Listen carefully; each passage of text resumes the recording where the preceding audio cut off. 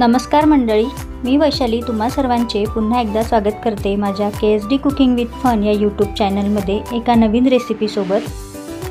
तर आज आपण क्रश लिंबाच्या लोणच्याची रेसिपी बघणार आहोत। तिखट आंबट गोड असं चटपटीत हे लिंबाचं लोणचं तयार होतं। लिंबाची साल आपण या लोणच्याच्या रेसिपीमध्ये वापरणार आहोत, तरीही हे लोणचं कडवट अजिबात होत नाही आणि अगदी अर्ध्या तासामध्ये ही लोणच्याची रेसिपी तयार होऊन जाते। खूप असं 15 दिवस हळदीच्या पाण्यामध्ये मिठाच्या पाण्यामध्ये ही लिंब भिजत ठेवायची अजिबात गरज नाही। चला तर मग अगदी झटपट होणाऱ्या तिखट आंबट गोड अशा चटपटीत क्रश लिंबाच्या लोणच्याची रेसिपी आपण सुरुवात करूया। रेसिपीचं साहित्य मी व्हिडिओमध्ये सांगितलं आहे, त्यासाठी व्हिडिओ शेवटपर्यंत बघा। तर मी इथे क्रश लिंबाचं लोणचं तयार करण्यासाठी 6 मध्यम आकाराचे लिंबू घेतलेले आहे। लिंबू छान रसरशीत असे आहेत। हे लिंबू बाजारातून आणल्यावर स्वच्छ पाण्याने धुवून घ्यावेत व कोरड्या कपड्याने स्वच्छ करून घ्यावेत। त्या लिंबावर बाहेरील पाण्याचा अंश जराही राहता कामा नये। त्यानंतर अशा प्रकारे या लिंबाच्या फोडी करून घ्यायच्या आहेत। हे बघा, लोणच्यासाठी घेतलेले सर्व लिंब मी अशा प्रकारे कापून घेतलेले आहेत। लिंबाच्या फोडींमध्ये ह्या ज्या बिया आहेत त्या आपण एक एक करून अशा प्रकारे काढून घेऊयात, कारण लिंबाची बी ही फार कडू असते आणि मिक्सरमधून काढल्यानंतर सर्व लोणचंच कडू होऊन जाणार, म्हणून आधीच ह्या बिया काढून घेऊया। हे क्रश लिंबाचं लोणचं तुम्ही उपवासासाठी साबुदाण्याच्या खिचडीसोबत किंवा साबुदाणा वड्यासोबत, भकरीच्या उपम्यासोबत खाण्यासाठी देखील तयार करू शकता। अगदी रसरशीत एखाद्या चटणीप्रमाणे हे लोणचं तयार होतं। आपण इझिली कशाही सोबत हे तोंडी लावू शकतो। तर हे बघा, सर्व लिंबांमधून मी बिया अशा प्रकारे काढून घेतलेल्या आहेत। आता ह्या ज्या लिंबाच्या फोडी मी घेतलेल्या आहेत त्या मिक्सरमधून बारीक करून घेऊया। मी 2 बॅचेसमध्ये ह्या लिंबाच्या फोडी बारीक करून घेते। हे बघा, अशा प्रकारे मी लिंबू मिक्सरमधून बारीक करून घेतलेले आहेत। मिक्सरमधून बारीक करून घेतलेला हा लिंबाचा गर एखाद्या वाटीमध्ये काढून घ्यावा, म्हणजेच आपण साखरेचं प्रमाण ठरवू शकू। हे बघा, 1 वाटी लिंबाचा गर हा इथे तयार झालेला आहे। तो मी एका कढईमध्ये काढून घेते किंवा जाड गुळाच्या पातेल्यामध्ये देखील तुम्ही हे लोणचं तयार करू शकता। 1 वाटी लिंबाच्या गरासाठी मी इथे 2 वाटी साखर घेतलेली आहे। साखरेऐवजी तुम्ही गूळ देखील वापरू शकता।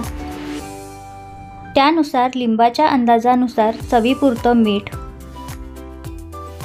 2 ते 3 चमचे लाल तिखट। लाल तिखटामुळे या लोणच्याला खूप चटपटीतपणा येतो आणि लोणच्याचा रंग देखील खूप छान लालसर असा येतो। एखाद्या चमच्याच्या साहाय्याने खालीच हे सर्व पदार्थ भांड्यामध्ये व्यवस्थित मिक्स करून घ्यायचे आहेत। त्यानंतर गॅसच्या लो फ्लेमवर हे भांडं ठेवून अशा प्रकारे परत चमच्याने मिक्स करून घ्यावं। कढईच्या बाजूच्या काठाला जर हे लोणचं लागलं असेल तर ते चमच्याने काढून परत एकदा पूर्ण मिश्रणामध्ये सारखं मिक्स करून घ्यायचं आहे। हे बघा, 10 मिनिटांनंतर लिंबाच्या गरामधली साखर पूर्णपणे विरघळलेली आहे। चमचा मात्र या लिंबाच्या लोणच्यामध्ये सारखा फिरवत राहायचा आहे, म्हणजे हे लोणचं खाली तळाला लागणार नाही। लोणच्याला छान उकळी आलेली आहे। ज्याप्रमाणे आपण लाडूचा पाक चेक करतो त्याप्रमाणे पाक चेक करून हे लोणचं तयार झालं आहे असं समजावं। किंवा हे बघा, लोणचं तयार झाल्यानंतर हे लोणचं आपोआपच भांडं सोडायला लागतं। आता यामध्ये मी काही गरम मसाले टाकत आहे। तुम्ही उपवासासाठी हे लोणचं तयार करत असाल तर हे मसाले स्किप करावेत। तर अशा प्रकारे छान असं रसरशीत क्रश लिंबाचं लोणचं तयार झालेलं आहे। मसाले टाकल्यानंतर 5 मिनिटं परत शिजू द्यावे व गॅस बंद करून थंड होण्यासाठी हे लोणचं ठेवून द्यावं। छान असं रसरशीत हे लोणचं तयार होतं, अजिबात कडू होत नाही। 15-20 दिवस मुरल्यानंतर खाण्यासाठी अतिशय चवदार हे लोणचं लागतं। आणि एक महत्त्वाची गोष्ट म्हणजे फक्त अर्ध्या तासामध्ये हे लोणचं तयार करून होतं। तर आजची रेसिपी तुम्हाला आवडली असेल तर या व्हिडिओला लाईक करा, हा व्हिडिओ तुमच्या मित्रमैत्रिणींसोबत फॅमिली मेंबरसोबत शेअर करा आणि चॅनलवर नवीन असाल तर चॅनलला सबस्क्राईब करायला विसरू नका। सबस्क्राईब करताना समोरील घंटीचे बटन देखील दाबा, म्हणजेच चॅनलवर येणाऱ्या नवीन रेसिपीचं नोटिफिकेशन तुम्हाला लगेच मिळेल। तयार झालेलं क्रश लिंबाचं लोणचं आता आपण एखाद्या बाउलमध्ये थंड होण्यासाठी काढून घेऊया। हे लिंबाचं लोणचं तुम्ही चपातीसोबत, पोळीसोबत किंवा भातासोबत देखील खाऊ शकता। मुलांना जाम ज्याप्रमाणे आपण देतो त्याप्रमाणे हे लोणचं आपण मुलांना देऊ शकतो। हे लोणचं पूर्णपणे थंड झाल्यानंतर एखाद्या काचाच्या एअरटाईट बरणीमध्ये भरून ठेवावं। वर्षानुवर्ष या लोणच्याला अगदी काहीच होत नाही, 2 ते 3 वर्ष हे लोणचं अगदी सहज टिकतं। चला तर मग ही रेसिपी एकदा घरी नक्की तयार करून बघा। आपण लवकरच भेटू अशाच एका नवीन रेसिपी सोबत।